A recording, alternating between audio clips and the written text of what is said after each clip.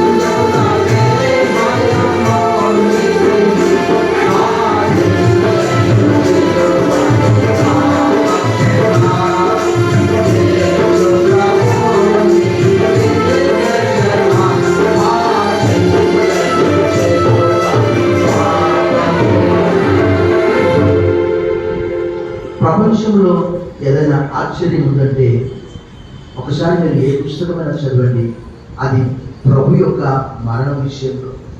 ఆయన ఎంతగా తగ్గింపబడ్డాడు కాబట్టి అంతగా హెచ్చించబడ్డాడు. 13వ వచనంలో ఘనుడుగా చేయబడ్డాడు. ఆయన తన ఎదుట ఉంచబడినటువంటి ఆ యొక్క ఆనందం కొరకై అవమానం నిర్లక్ష్యపెట్టి సిలువను సహించి దేవుని కుడి పార్శ్వమున ఆశీనుడయ్యారని భక్తుడు హెబ్రీ 12:2 రాస్తాడు. తర్వాత ఆయన యొక్క రూపం చాలా వికారం కావడానికి గల కారణం ఆయన తిన్నటువంటి దెబ్బలు. మనకు అంటే ఇక్కడ కొట్టేదానికి మొహం మీద కొట్టేదానికి తేడా లేదు. మొహం ఎంత సెన్సిటివ్ కదా. అసలు కొంతమంది మొహం గడుపుకున్న తర్వాత టవల్తో తుడుచుకోరు, జస్ట్ ఇట్లా అంటారు. కారణం ఏంటంటే చాలా సెన్సిటివ్.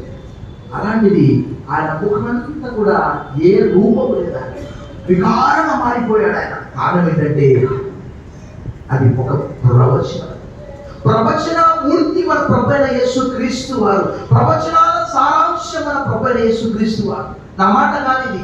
ప్రభువైన యేసుక్రీస్తు వారు చనిపోయి సమాజం బట్టి తిరిగి లేకపోయిన తర్వాత కూడా లూకా సువార్త 24:44 చెప్పాడు, మీరు కీర్తనల గ్రంథంలో ప్రవక్తల గ్రంథంలో నా గురించి మీరు చదవలేదా అని అన్నాడు. అంటే వారు ఇంకా అవివేకులారా, మతమతులారా వాక్యాన్ని నమ్మట్లేదు. ఆయన ప్రవచనమూర్తి, ప్రవచనాలన్నీ ఆయన గురించే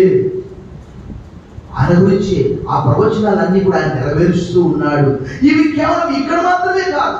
ప్రభువైన యేసుక్రీస్తు వారు నూతన నిబంధన గ్రంథంలో అనేక చోట్ల యెషయా గ్రంథంలో రాయబడ్డ ప్రకారం, పుస్తకపు చుట్టలో రాయబడ్డ ప్రకారం నేను ఇక్కడికి వచ్చి ఉన్నాను.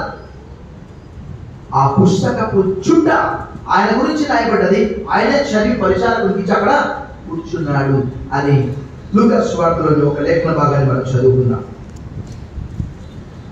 లూకా సువార్త 4వ అధ్యాయంలో ప్రభు గురించి రాయబడ్డ మాట ప్రభువే చదివి పరిచారకుడికి ఇచ్చి 4వ అధ్యాయము 20వ వచనం. ఆయన గ్రంథం చుట్టి పరిచారకుని ఇచ్చి కూర్చుండెను. సమాజ మందిరంలో ఉన్న వారందరూ ఆయనను తేరి చూడగా ఆయన నేడు మీ వినికిడిలో ఈ లేఖనము నెరవేరునని వారితో చెప్పసాగెను. అంటే నెరవేరడం అంటే అతనికి అంటే నేను మానవ రూపిగా ఈ లోకానికి వచ్చాను. దేని వరకు? ప్రభు ఆత్మ నా మీద ఉన్నది, వివేచన ఆత్మ, న్యాయమైనటువంటి ఆత్మ. యెషయా గ్రంథం 11లో రాయబడ్డది.